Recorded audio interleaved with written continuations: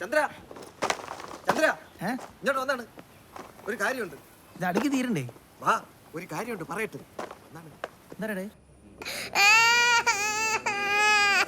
ഒന്നും മതിയാക്കി ശങ്കുവാമ. ഇതൊക്കെയാണ് അണ്ണാ ഒരു വിഷയം. പ്രമീള അവളെ കൊച്ചിനെ പോലെയാണ്.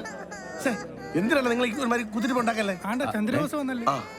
നീ ഇങ്ങോട്ട് പോന്നോ ചന്ദ്ര. അവിടെ കുടിയുടെ കാര്യം എന്തായി? ബോഡി പെടും കേട്ടാ. വാക്കിലിട്ട് തീർന്നു നേരങ്ങളെ. നീ ഇങ്ങോട്ട് ചെന്നാണ്.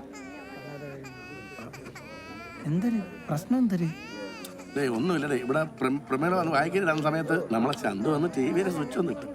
പ്രമീള അപ്പോഴത്തെ ദേശത്തേക്ക് കൃഷ്ണനെ കുറിച്ച് വഴക്കം പറഞ്ഞു ഒരു അടിയും കെടുത്ത്. അത് കണ്ടിട്ട് നിങ്ങൾ ശംഖുമാമ പ്രമീള കയറി പള്ളി വിളിച്ച്. അപ്പൊ അവള് എന്തൊക്കെയോ പറഞ്ഞു. അങ്ങനത്തെ വലിയ പ്രശ്നമൊന്നും അല്ല, ഒന്നുമില്ല. നീ ഇങ്ങോട്ട് ചെന്നാണ് ചെല്ല് പോ. അല്ലണ്ണ ഒന്നുമില്ല. വിളിച്ചതിന് പ്രമിളാച്ചി കൊച്ചിനടിക്കണം എന്തായിരുന്നു? നീ പിള്ളേരെ പ്രശ്നത്തിൽ കൊണ്ട് തലയിടല്ലേ. നീ അങ്ങോട്ട് ചെല്ലേ. എടാ യതീന്ദ്ര, നീ വർത്തമാനം പറയുമ്പോ വാസ്തവം നോക്കി പറയണം. ഈ കൊച്ചിനെ നിന്റെ പെണ്ണമ്പളുടെ തല്ലിയതല്ല പ്രശ്നം.